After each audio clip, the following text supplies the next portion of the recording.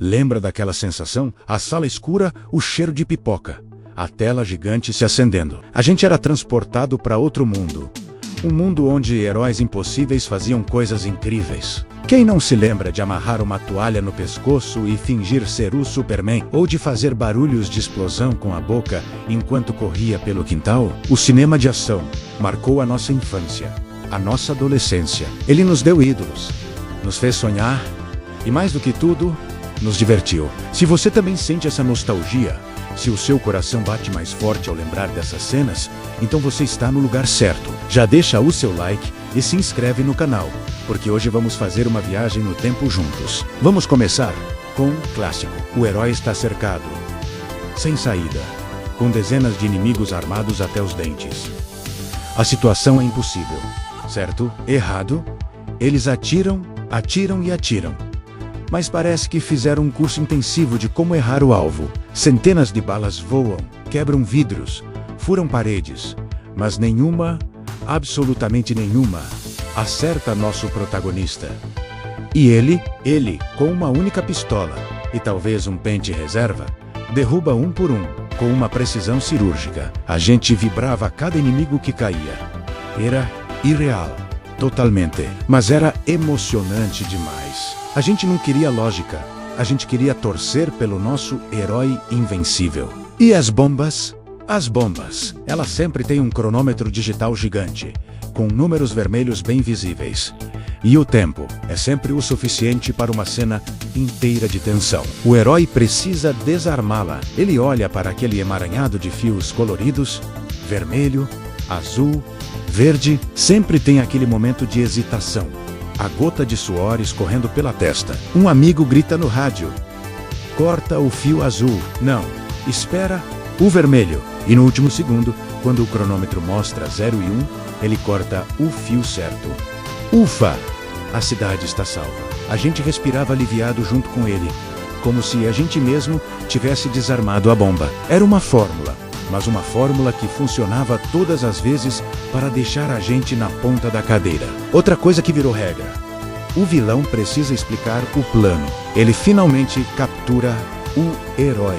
É a chance dele, o momento de acabar com tudo. Mas não, em vez de um simples disparo, ele prefere fazer um monólogo. Ele conta em detalhes como seu plano maligno vai funcionar, quem ele vai dominar, como ele pensou em tudo. E é exatamente essa pausa, essa necessidade de se gabar, que dá ao herói o tempo perfeito para encontrar uma falha, pegar uma arma escondida ou simplesmente dar um jeito de escapar. E a gente pensava: fala mais, vilão, fala mais. Porque a gente sabia que quanto mais ele falava, mais perto o nosso herói estava de virar o jogo. E quando o herói precisa de um carro, ele nunca procura as chaves. Para quê? Basta olhar embaixo do quebra-sol, ou, o meu favorito, quebrar o vidro da ignição e simplesmente juntar 2 fiozinhos. Faíscas voam, o motor ronca e pronto. Perseguição a caminho. Eu confesso que quando era moleque, olhei embaixo do quebra-sol do carro do meu pai. Spoiler, não tinha chave nenhuma, mas nos filmes funcionava sempre. Era a garantia de que a ação não ia parar por um detalhe tão pequeno como uma chave perdida. A adrenalina tinha que continuar, não importa como. Vamos falar das perseguições. Carros voam por rampas improvisadas, atravessam vitrines de lojas, explodem ao menor toque.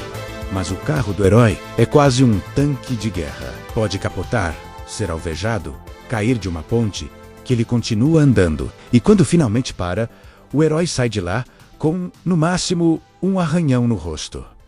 Um arranhãozinho estiloso. Claro, a gente via aquelas cenas e ficava maravilhado. A destruição era linda, o caos era controlado. Era a fantasia de poder máximo, de ser indestrutível em meio ao perigo. E o famoso andar de costas para a explosão, essa é a imagem definitiva do herói de ação. Ele planta a bomba, aciona o timer e simplesmente vai embora, caminhando em câmera lenta, sem nem olhar para trás enquanto tudo explode numa bola de fogo gigante. O cabelo nem se mexe com a onda de choque.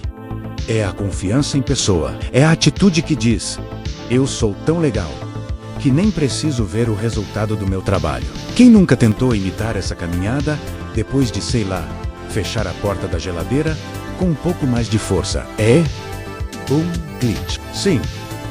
Mas é um dos clichês mais icônicos e visualmente incríveis do cinema. Outro detalhe que sempre me chamou a atenção.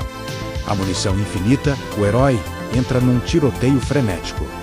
Ele dispara dezenas, centenas de vezes. A gente ouve o som da arma sem parar, mas em momento algum a gente o vê recarregando. A pistola dele parece ter um portal para uma dimensão onde só existem balas. Só quando o roteiro precisa de um momento de tensão é que convenientemente a munição acaba. Aí sim, ele precisa se esconder, procurar outro pente, mas até lá, a festa do tiro come solta. Era a suspensão da realidade que a gente aceitava de bom grado para não interromper o ritmo da ação. E o parceiro do herói que está a poucos dias da aposentadoria, coitado, a gente já sabia, assim que ele mostrava a foto da família e falava sobre o barco que ia comprar para pescar, o destino dele estava selado. Ele era a vítima perfeita para aumentar o drama, para dar ao herói uma motivação pessoal de vingança. Era triste.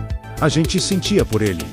Mas no fundo, a gente sabia que essa perda era o combustível que o nosso protagonista precisava para ir até o fim e derrotar o vilão, de uma vez por todas. Era a regra trágica do gênero.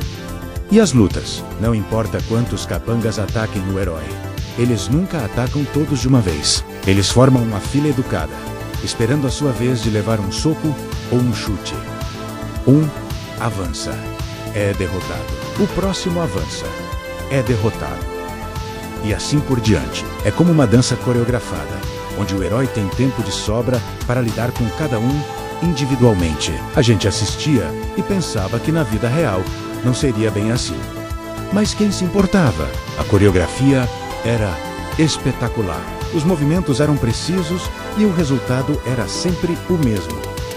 O herói de pé cercado por um monte de gente desmaiada. Esses clichês, essas regras não escritas, podem parecer bobas hoje em dia, mas foram elas que construíram a nossa memória afetiva com o cinema de ação. Elas eram a linguagem que a gente entendia, os sinais que nos diziam que estávamos em território seguro, onde o bem sempre venceria o mal, onde o herói sempre encontraria uma saída e onde a diversão era garantida. Esses filmes não eram sobre realismo.